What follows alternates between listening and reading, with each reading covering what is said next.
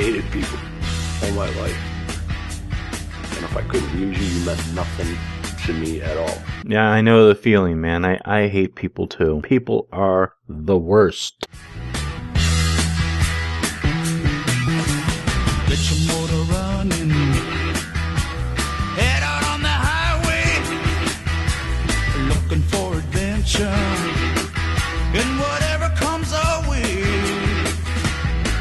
Yeah, darling, go make it happen. Take the world in a loving embrace.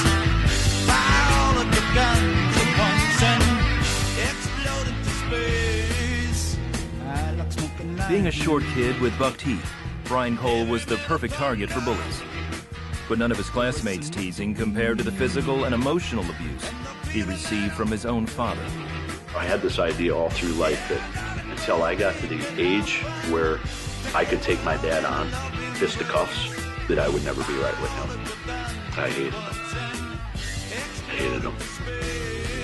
As Brian grew, so did his hatred. And by 5th grade, he began stealing and picking fights in school and church. I was getting finger pointing and that you're a little troublemaker, you're a nobody, you're a nothing, you're never going to amount to anything, you're a sinner, you're going to hell. That would definitely grow on my nerves too.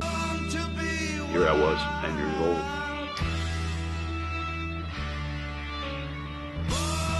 And I didn't want to be at home. I don't want to be at school. I don't want to be at church. I really don't like to watch grown men cry. Please don't. But one person was different than the rest. His mother, Dorothy.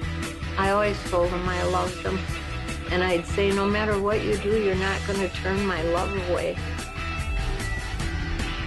Then Brian met some older kids from the neighboring high school. They offered him a cigarette and friendship. He accepted both gladly. They stuck up for me. So now the tables got turned. And I remember realizing that and saying to myself, now it's my turn. Emboldened by his new friends, Brian became what he hated most. And pretty soon, everybody knew his name. I was a big-time drug addict and selling marijuana, selling pornography in schools, breaking into churches and stealing their sound equipment and trashing the place. I loved it. I loved that people looked up to me. I loved that people were scared of me, and I was the man. So you were dealing marijuana, selling pornography, and breaking into churches to steal their sound equipment. They were scared of you because you were selling pot, pornography, and breaking into churches?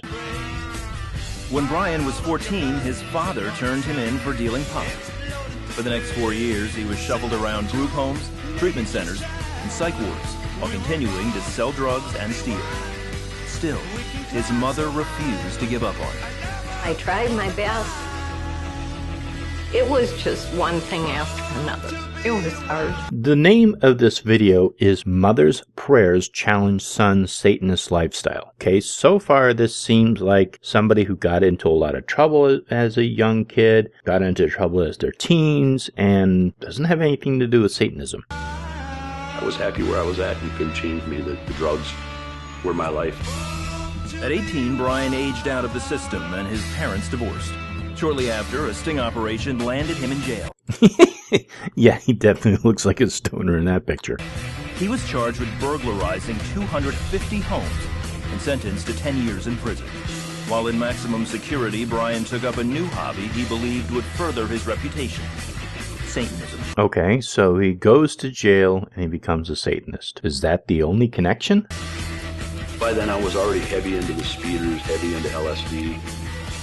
Seeing the fear in people's eyes, knowing what I was involved with, even the guards, boy, that really fed that ego. So the guards were really scared of the person who was selling pot, selling pornography, doing speed, breaking into homes, and stealing sound equipment from churches. Those guards must have been terrified of you.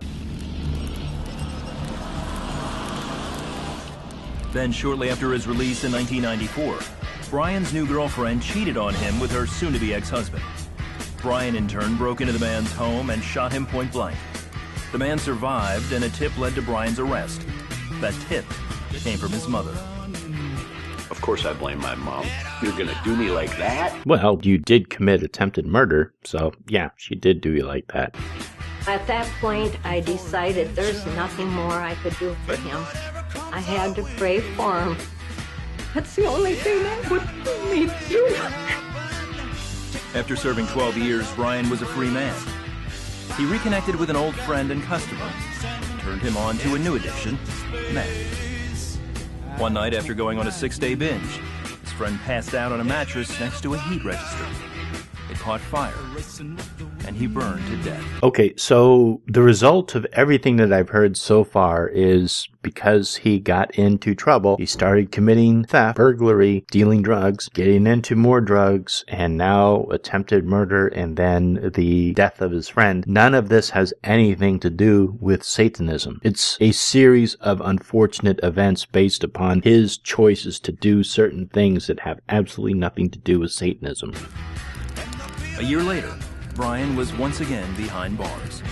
I was in my 40s and I just didn't want to live anymore. I knew I was responsible.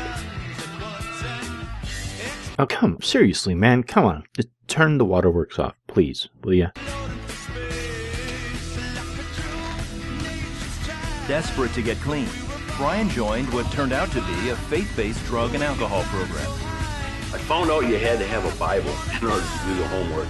You had to have a Bible? What kind of recovery program was this? And I'm like, oh man. It was all fill in the blanks from Scripture. So as I'm filling in the blanks, I saw this verse, Psalm 51:7, and it says, "Purge me with hyssop, and I shall be clean, wash me, and I shall be whiter than snow." And it blew me away because it was word for word part of the cleansing rituals in the occult. Like, what does this do?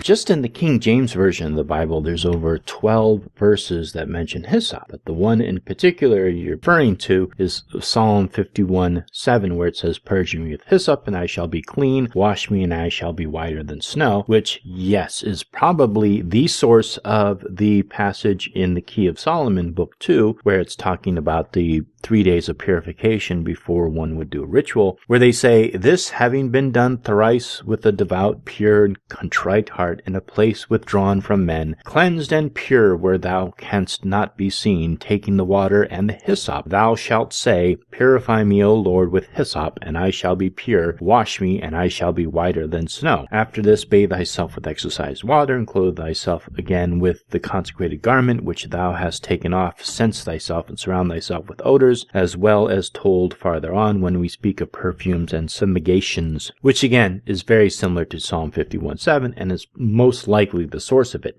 Especially the Key of Solomon and a lot of ceremonial magic contains a lot of Christian superstition. It is one of the reasons why I've never been drawn to ceremonial magic. For those who do practice it, that's up to them, but yeah, it's one of the reasons, it's one of the things that have turned me off from ceremonial magic, is that there's so much mention of Christian superstition in it. And that's when it went from just filling in the blanks to now I'm reading some stuff. The Lord said, "You shall know the truth, and the truth shall set you free." Jesus said, "I am the way, the truth, and life." And because I was reading truth, it was already starting to change me. Oh, come on. Again with the waterwork. Come on, buddy. What a pussy.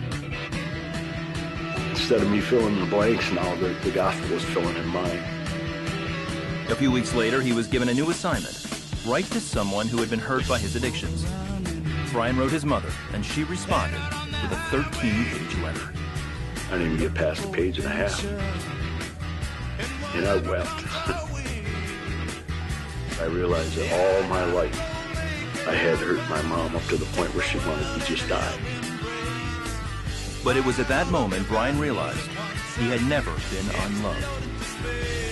She told me that she had been praying for me ever since I got lost.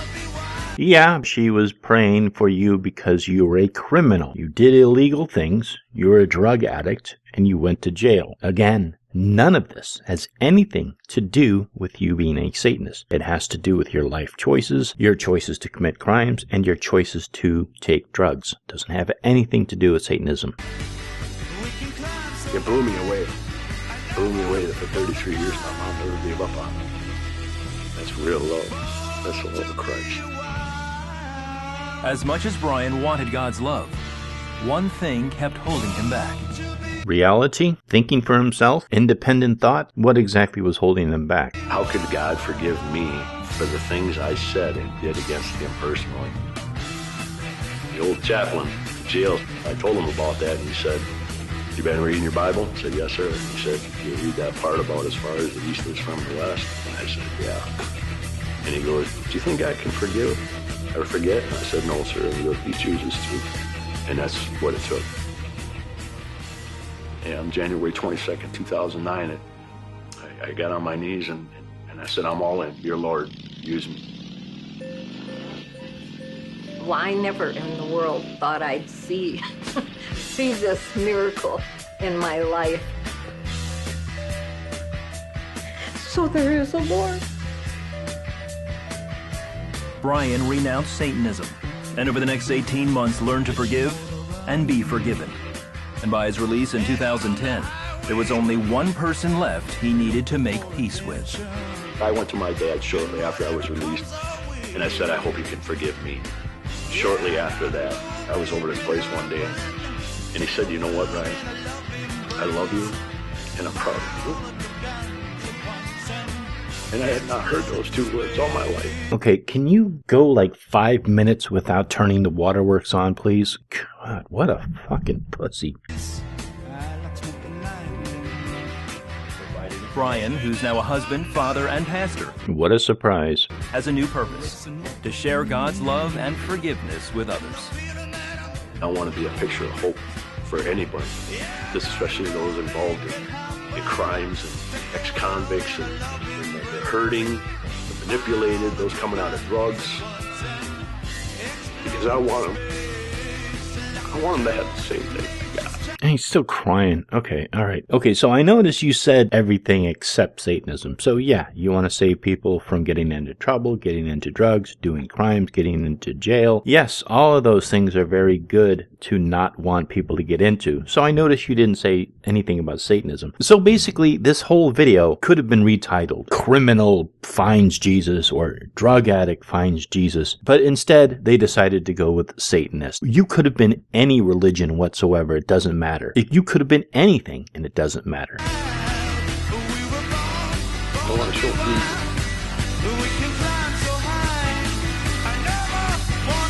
All right, thank you so much. Hope you enjoyed the video, and blessings.